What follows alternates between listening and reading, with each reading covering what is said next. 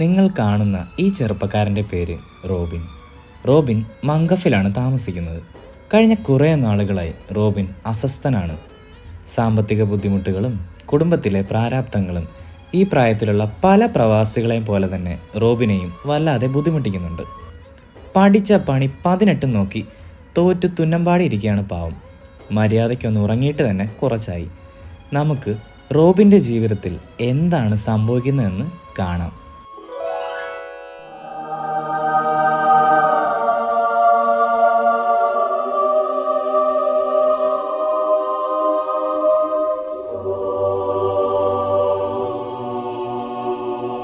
സംശയിക്കേണ്ട, ഇത് നമ്മുടെ സാക്ഷാൽ ഈശോയും മാതാവും യൗസേപ്പിതാവും തന്നെയാണ്. പക്ഷെ നമ്മുടെ കഥാനായകൻ റോബിനെ പോലെ തന്നെ ഈശോയും കുറച്ച് ടെൻഷനിലാണ്. നമ്മുടെ മോൻ ഈശോ ഇന്ന് കുറച്ച് ടെൻഷനിലാണല്ലോ. എന്തു പറ്റി? അവനെ ഇങ്ങനെ കാണാറില്ലല്ലോ. എൻ്റെ പൊന്നു മേരി, നിന്റെ വത്സലപുത്രനല്ലേ, നീ ചോദിച്ചില്ലേ അവനോട് എന്നാ കാര്യമൊന്നും? അല്ല, ഞാൻ കുറച്ച് തിരക്കിലായിരുന്നു ഔസേപ്പച്ച. അവൻ്റെ ശിഷ്യൻ നമ്മുടെ തോമ ഇല്ലേ, അവൻ്റെ ഡേയിലായിരുന്നു കഴിഞ്ഞ ദിവസം, സെന്റ് തോമസ് ഡേ. ഇത്തോറാനേ കേരളത്തിലാകെ നിർത്താതെ മഴയായിരുന്നു. ഒരു ആനയൊക്കെ മഴയത്ത് ഒഴുകി പോകുന്നത് ഞാൻ ഇവിടെ ഇരുന്ന് കണ്ടു. പിന്നെ തോമാസിനൊരു സർപ്രൈസൊക്കെ കൊടുക്കാൻ വേണ്ടി നമ്മുടെ പത്രോസും പിള്ളേരൊക്കെ കൂടെ വിളിച്ചൊരു മീറ്റിംഗ് ഉണ്ടായിരുന്നു. അത് കഴിഞ്ഞപ്പോൾ തന്നെ ഞാൻ ഒത്തിരി ടയേർഡായിരുന്നു. പിന്നെ നമ്മുടെ മക്കളെല്ലാം അറിയോ, കൊച്ചു ത്രേസ്യൊക്കെ ആയിട്ട് 1ഉം 2ഉം പറഞ്ഞിരുന്നു. നീ ഇങ്ങനെ കാഴ്ചയും കണ്ട് 1ഉം 2ഉം പറഞ്ഞിരുന്നു? പോയി അവനോട് ചോദിക്കേ എന്നാ കാര്യമെന്ന്. എടാ ഇമ്മാനുവലേ, എന്താ നിന്റെ മുഖം വല്ലാതിരിക്കുന്നേ? എന്താ കാര്യം? അതെ, ഞാനിപ്പോൾ കുറച്ച് ടെൻഷനില്ല. എന്നോടിപ്പോൾ ഒന്നും ചോദിക്കാൻ വരണ്ട. ആഹാ, അങ്ങനെയാണോ? എന്നാൽ എൻ്റെ പൊന്നുമോൻ അത് പറഞ്ഞിട്ട് പോയാൽ മതി. ഞാനേ നിന്റെ അമ്മയാ, അത് മറക്കണ്ട. ഓക്കെ, എന്നാൽ ഞാൻ പറയാം, കേട്ടോ. പിന്നെ കാനായിലെ കല്യാണ വിരുന്നിന് വീഞ്ഞു തീർന്നു പോയപ്പോൾ എനിക്ക് പണി തന്ന പോലെ ആവരുത്. ഓക്കെ, നീ കാര്യം പറയടാ. ഭൂമിയിലെ കുവൈത്തിലെ അഹമ്മദി പള്ളിക്കടുത്തുള്ള ലവനില്ലേ, ലവൻ്റെ കാര്യമൊന്നും പറയണ്ട. നമ്മുടെ ആ റോബിനെയാണോ നീ ഉദ്ദേശിച്ചത്? അതെ, നമ്മുടെ റോബിൻ. കഴിഞ്ഞ വർഷം ഞാനൊരു ജോലിയും കൊടുത്ത് കുവൈത്തിലേക്ക് പറഞ്ഞു വിട്ട ചെക്കനാ. ഇപ്പം അവൻ ആകെ ടെൻഷനില്ല. അവൻ്റെ ഓരോ പ്രാരാബ്ദങ്ങളും പ്രശ്നങ്ങളും ഒക്കെ തലകീറി ചെക്കന് വട്ടുപിടിച്ചിരിക്കുക. ഇതൊക്കെ വെറും നിസ്സാരം എന്ന് പറഞ്ഞു കൊടുക്കാൻ ആരുമില്ലെന്ന് തോന്നുന്നു. അല്ല, ഞാൻ ഓർക്കുക, പണ്ട് എൻ്റെ ശിഷ്യന്മാരും ഇതേ ടൈപ്പ് തന്നെയായിരുന്നല്ലോ. ഇവന്മാർക്കൊക്കെ ഞാനല്ലേ കൂടെയുള്ളത് എല്ലാറ്റിനും എന്നങ്ങ് ഓർത്താലെന്താ? അമ്മയ്ക്ക് അറിയാമല്ലോ, ഞാൻ ഈ പെടാപ്പാടൊക്കെ പെട്ട് കുരിശേ കയറിയതൊക്കെ ആർക്ക് വേണ്ടിയാ? ഞാൻ ഈ ഭൂമിയിലായിരുന്നപ്പോൾ ചെയ്തിട്ടുള്ളതും പറഞ്ഞിട്ടുള്ളതും ഒരുമാതിരിപ്പെട്ടതും ഒക്കെ പത്രോസും കൂട്ടരും ബൈബിളിൽ എഴുതി വെച്ചിട്ടുണ്ട്. അതെടുത്തൊന്ന് വെച്ച് മര്യാദയ്ക്ക് മനസ്സിരുത്തി വായിച്ചാൽ തീരുന്ന പ്രശ്നേ ഈ പറഞ്ഞ റോബിനും കുവൈത്തിലുള്ള ബാക്കി എല്ലാവർക്കും ഉള്ളൂ. അതിനെങ്ങനെ ആരോട് പറയാൻ, ആര് കേൾക്കാൻ? പിന്നെ കാര്യങ്ങളൊക്കെ സെറ്റ് ചെയ്യാൻ ഞാനൊരു വഴി കണ്ടിട്ടുണ്ട്. എന്താടാ കാര്യം? എന്നോടും കൂടെ പറ. അതൊന്നും പറയത്തില്ല, ശേഷം ഭാഗം സ്ക്രീനിൽ ദേ കണ്ടോ.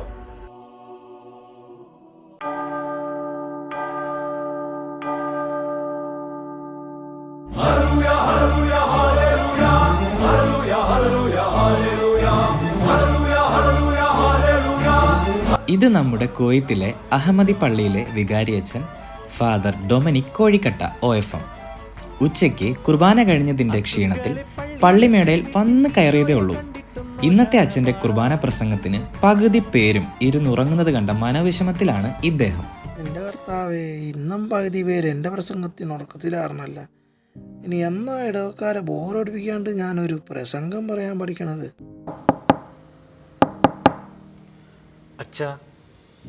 അച്ഛാ. ആ, എന്താ? ആരാ? എന്താ വേണ്ടേ? എൻ്റെ പേര് റോബിൻ. അച്ഛൻ ഉണ്ടോന്ന് അറിയാൻ വന്നതാ. ഇല്ല, ഉണ്ടില്ല. എന്തി ഉണ്ണണ? കാര്യം പറ ചെറുക്ക. അല്ല, അതിനല്ല, എനിക്ക് അച്ഛനോടൊന്ന് പേഴ്സണലായിട്ട് സംസാരിക്കണമായിരുന്നു. ആ കസേര വലിച്ചിട്ടിരുന്നോ? അച്ഛാ, ഞാനാകെ പെട്ടിരിക്കുക. ആത്മഹത്യ ചെയ്യണമെന്ന് വരെ ഞാൻ ചിന്തിച്ചു. എന്തേ ഇപ്പം അങ്ങനെ തോന്നാൻ? അച്ഛാ, എൻ്റെ ജോലി ഇനി 1 മാസം കൂടി ഉള്ളൂ. ടെർമിനേഷൻ ലെറ്ററും വന്നു. ഞാനിവിടെ വന്നിട്ട് 1 കൊല്ലം ആവുന്നേ ഉള്ളൂ. വീട്ടിലാണെങ്കിൽ നല്ലൊരു എമൗണ്ട് കടവും ബാക്കിയുണ്ട്. അപ്പം ഞങ്ങളെ വളർത്തുന്നതിനും പഠിപ്പിക്കുന്നതിനും ചേച്ചിമാരെ കല്യാണത്തിനൊക്കെ ആയിട്ട് വന്ന കടമ. പിന്നെ വീട് ജപ്തിയുടെ സിറ്റുവേഷനിലായിരുന്നു. ഇപ്പോൾ അത് ജോലിയും പോയി. അടുത്ത മാസം പെങ്ങളെ കൂട്ടിക്കൊണ്ട് വരണം. അതിനും ചിലവാകും നല്ലൊരു തുക. അല്ല, ഈ പെങ്ങളെന്തിനെ കൂട്ടിക്കൊണ്ടുവരണേ? അവൾക്ക് എന്തേ തന്നെ വരാൻ അറിഞ്ഞൂടെ? അല്ല അച്ഛാ, ഈ ആദ്യ പ്രസവത്തിന് കൊണ്ടുവരുന്ന കാര്യമാണ് പറഞ്ഞത്. പിന്നെ സിസേറിയനും ആണെന്നും പറയുന്നുണ്ട്. പുറകെ മാമോദീസയും വരും. ആലോചിച്ചിട്ട് ഒരു പിടിയും കിട്ടുന്നില്ല. പിന്നെ അച്ഛാ, വേറെ എന്താണ്? അത് എന്നെ ഒരു പെണ്ണ് തേച്ചിട്ടും പോയി. ഓഹോ, ഇതിനിടയിൽ അതും. മര്യാദക്ക് സ്വന്തം കാര്യം നോക്കി നടന്നൂടെ? എടാ മണ്ട, ഇതിലും വലിയ പ്രശ്നമുള്ളവരും ഈ ലോകത്തിൽ ഇന്നും ജീവിച്ചിരിപ്പുണ്ട്. നീ ഇന്നത്തെ എൻ്റെ പ്രസംഗം കേട്ടായിരുന്നാ? ഇല്ല അച്ഛാ. ഉറങ്ങാറുന്നാ? ഇല്ല, ലേറ്റായി അച്ഛാ കുർബാനയ്ക്കെത്താൻ. ബെസ്റ്റ്. എടാ, ഇന്ന് കടലിനെ ശാന്തമാക്കുന്ന ഈശോ ആ ഭാഗമാണ് വായിച്ചത്. എനിക്ക് തിരക്കൊന്നുമില്ലല്ലോ. അങ്ങനെയാണ് നമുക്ക് ഒരുമിച്ചൊന്ന് വായിക്കാം. മാർക്കോസ് 4-ാം അധ്യായം 35 മുതൽ 41 വരെയുള്ള വാക്യങ്ങൾ. അന്ന് സായാഹ്നമായപ്പോൾ അവൻ അവരോട് പറഞ്ഞു, നമുക്ക് അക്കരയ്ക്ക് പോകാം. അവർ ജനക്കൂട്ടത്തെ വിട്ട് അവൻ ഇരുന്ന വഞ്ചിയിൽ തന്നെ അവനെ അക്കരയ്ക്ക് കൊണ്ടുപോയി. വേറെ വള്ളങ്ങളും കൂടെ ഉണ്ടായിരുന്നു. അപ്പോൾ ഒരു വലിയ കൊടുങ്കാറ്റുണ്ടായി. തിരമാലകൾ വഞ്ചിയിലേക്ക് ആഞ്ഞടിച്ചു കയറി. വഞ്ചിയിൽ വെള്ളം നിറഞ്ഞുകൊണ്ടിരുന്നു. യേശു അമരത്തു തലയണ വെച്ച് ഉറങ്ങുകയായിരുന്നു. അവർ അവനെ വിളിച്ചുണർത്തി പറഞ്ഞു, ഗുരു, ഞങ്ങൾ നശിക്കാൻ പോകുന്നു. നീ അത് ഗണിക്കുന്നില്ലേ? അവൻ ഉണർന്ന് കാറ്റിനെ ശാസിച്ചുകൊണ്ട് കടലിനോട് പറഞ്ഞു, അടങ്ങുക, ശാന്തമാകുക. കാറ്റ് ശമിച്ചു, പ്രശാന്തത ഉണ്ടായി. അവൻ അവരോട് ചോദിച്ചു, നിങ്ങൾ ഭയപ്പെടുന്നതെന്ത്? നിങ്ങൾക്ക് വിശ്വാസമില്ലേ? അവർ അത്യധികം ഭയന്ന് പരസ്പരം പറഞ്ഞു, ഇവൻ ആരാണ്? കാറ്റും കടലും പോലും ഇവനെ അനുസരിക്കുന്നുമല്ലോ. എടാ റോബിയെ, നീ ഒന്ന് ആലോചിച്ച് നോക്കി. ഫുൾ ടൈം ഈശോടൊപ്പം ഉണ്ടാകുന്ന ശിഷ്യന്മാരൊരവസ്ഥ. അപ്പം പിന്നെ നിൻ്റെ എൻ്റെയൊക്കെ കാര്യം പറയാണ്ട. ആ കടലിൽ അത്രയും പ്രശ്നങ്ങൾ നടക്കും. നമ്മുടെ ദൈവം അവരുടെ കൂടെ ഉണ്ടായിരുന്നു. പക്ഷെ അവരത് തിരിച്ചറിഞ്ഞിട്ടില്ല. ഈശോ ഉറങ്ങായിരുന്നു എന്നാണ് ബൈബിളിൽ എഴുതിയേക്കണത്. എനിക്കിപ്പോഴും കുറച്ച് ഡൗട്ടുണ്ട്. ഈശോ ഉറങ്ങായിരുന്നോ അതോ കണ്ണടച്ച് അവരെന്താ ചെയ്യണേന്ന് ശ്രദ്ധിച്ച് കിടക്കായിരുന്നു എന്ന്. നിൻ്റെ ലൈഫിലും ഇതൊക്കെ തന്നെയാണ്. നീ കുവൈറ്റി കിടന്ന് കയ്യും കാലിട്ട് അടിക്കുമ്പോൾ ഈശോ നോക്കുന്നത് ഈ പൊട്ടൻ എന്താ കാണിക്കണേന്നായിരിക്കും.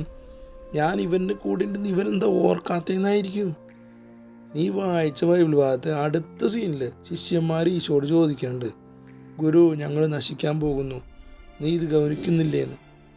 കൂടെയുള്ള ദൈവവും ആ ദൈവത്തിൻ്റെ ശക്തിയും തിരിച്ചറിഞ്ഞിരുന്നെങ്കിൽ അവരിങ്ങനെ ചോദിക്കായിരുന്നോടാ? നീ പറ. എന്നിട്ട് ഈശോ എന്താ ചെയ്തത്? എഴുന്നേറ്റിട്ട് ഒന്നും മിണ്ടാതെ കടലിനെ ശാന്തമാക്കി. എന്നിട്ട് അവരോടൊരു ചോദ്യവും, നിങ്ങൾക്ക് വിശ്വാസമില്ലേന്ന്. ആ ഈശോ നിന്നോട് ഇപ്പോൾ പറയുന്നുണ്ടാവും, എടാ വിശ്വാസത്തിൽ ഉറച്ചു നിൽക്കട റോബിനെ. എടാ, നീ വിചാരിക്കണ പോലെ ഈ പ്രശ്നങ്ങളൊക്കെ നീ ഫേസ് ചെയ്യുമ്പോൾ നീ ഒറ്റയ്ക്കല്ലടാ. കൂടെ നിന്നെ സ്നേഹിക്കണം നിൻ്റെ ദൈവമുണ്ട്. അത് ഓർത്താൻ നിനക്ക് കൊള്ളാം. നീ ഒരു കാര്യം ശ്രദ്ധിച്ചോ? നീ വായിച്ച ബൈബിൾ ഭാഗത്ത് ഈശോ ആ സിറ്റുവേഷൻ കൂളാക്കിയതിന് ശേഷവും അവർ പരസ്പരം ഭയന്നിട്ടാണ് സംസാരിക്കുന്നത്. ഇവൻ ആരാണ്? കാറ്റും കടലും പോലും ഇവനനുസരിക്കുന്നുള്ളൂ എന്ന് പറയുന്നതും അവർ പേടിച്ചിട്ടാ. പക്ഷേ ആ പേടിയുടെ അർത്ഥം വേറെയാ. അവരുടെ കൂടെയുള്ള ദൈവത്തിൻ്റെ ശക്തി തിരിച്ചറിഞ്ഞിട്ടുള്ള ഭയമാണത്. എടാ റോബിനെ, നീ നിൻ്റെ കൂടെയുള്ള ദൈവത്തിൻ്റെ ശക്തി തിരിച്ചറിയാൻ ശ്രമിക്കുക.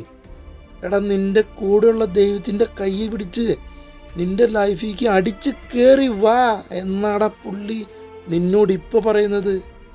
അപ്പം എങ്ങനെ റോബിനെ? എനിക്ക് മനസ്സിലായി അച്ഛാ. മനസ്സിലിപ്പോൾ സമാധാനവും സന്തോഷവും തോന്നുന്നുണ്ട്. എന്തോ ഭയങ്കര ശക്തി തോന്നുന്നുണ്ട് എനിക്ക്. ദൈവം എന്നോട് വിശ്വാസത്തിൽ ഉറച്ചു നിൽക്കാൻ പറയുന്നതായിട്ട് ഫീൽ ചെയ്യുന്നുണ്ട്. താങ്ക്സ് അച്ഛാ. പ്രിയപ്പെട്ടവരെ, നമുക്കും നമ്മുടെ ജീവിതത്തിലുള്ള, നമ്മളെ സ്നേഹിക്കുന്ന, നമ്മുടെ വേദനകൾ അറിയുന്ന, നമ്മുടെ സന്തോഷത്തിൽ നമ്മോടൊപ്പം സന്തോഷിക്കുന്ന, നമ്മുടെ സങ്കടത്തിൽ നമ്മോടൊപ്പം കരയുന്ന, നമ്മുടെ പ്രശ്നങ്ങൾ ഇടപെടുന്ന, നമ്മളെക്കുറിച്ച് മനോഹരമായ സ്വപ്നങ്ങളും വലിയ പദ്ധതികളുമുള്ള ആ ദൈവിക സാന്നിധ്യം തിരിച്ചറിയാം. ആ വലിയ ദൈവത്തിൻ്റെ കരം പിടിച്ച് ഈ ചെറിയ ജീവിതം മുന്നോട്ട് തുഴയാം.